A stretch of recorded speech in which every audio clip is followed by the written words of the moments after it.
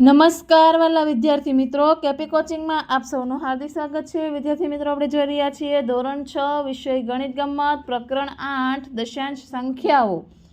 આજના વિડીયોમાં આપણે શીખીશું સ્વાધ્યાય 8.4, જેનો પ્રશ્ન 1 છે। નીચેના પ્રશ્નના જવાબ માટે યોગ્ય વિકલ્પ પસંદ કરી તેનો ક્રમ ખાનામાં લખો। 2 કિલોગ્રામ અને 82 ગ્રામને દશાંશ અપૂર્ણાંકના સ્વરૂપે કેવી રીતે લખાય? તો 2.082 જવાબમાં આવશે। નંબર 2, 50 રૂપિયા અને 70 પૈસાને દશાંશ અપૂર્ણાંકના સ્વરૂપે કેવી રીતે લખાય? તો 50 રૂપિયા 70 પૈસા, તો જવાબ આવશે સી। ત્રીજું, 5 સેમીને દશાંશ અપૂર્ણાંકના સ્વરૂપે લખો, તો અહીં આપણે જવાબ શું આવશે? તો જવાબ આવશે બી, 0.05। નંબર 4, 93 મિલીલીટર એટલે કે કેટલા સેન્ટીમીટર અને કેટલા મિલીલીટર?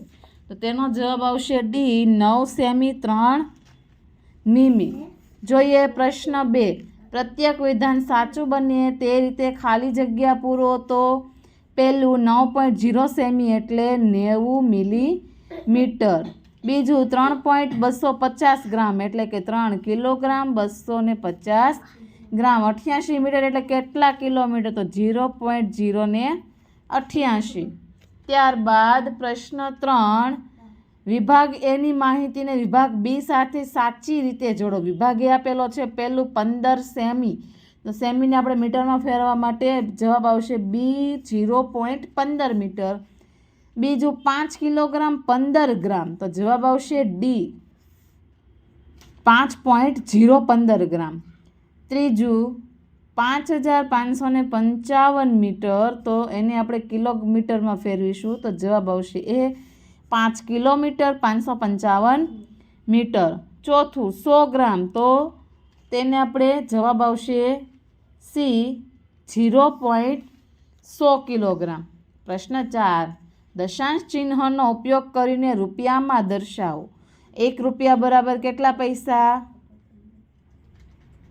100 પૈસા। તો 8 પૈસા બરાબર કેટલા રૂપિયા? તો 0.08 રૂપિયા આવશે। આમાં આવશે 0.65 અને ત્રીજામાં આવશે 7.25। પ્રશ્ન 5, દશાંશ ચિહ્નનો ઉપયોગ કરીને મીટરમાં ફેરવવાનો છે, તો 0.35। આમાં આવશે બીજામાં 8.75 અને ત્રીજામાં આવશે 6.85। પ્રશ્ન 6, દશાંશ ચિહ્નનો ઉપયોગ કરીને કિલોગ્રામમાં ફેરવવાનું। કિલોગ્રામમાં એટલે કે 1000 ગ્રામ થાય, તો આમાં આપણે પોઈન્ટની પછી 2 મીંડા આવશે દશાંશ ચિહ્ન પછી, 0.008, 0.2 50 ગ્રામ। આવી રીતે પણ તેને તમે વાંચી શકો। અને ત્રીજું 6.940 ગ્રામ।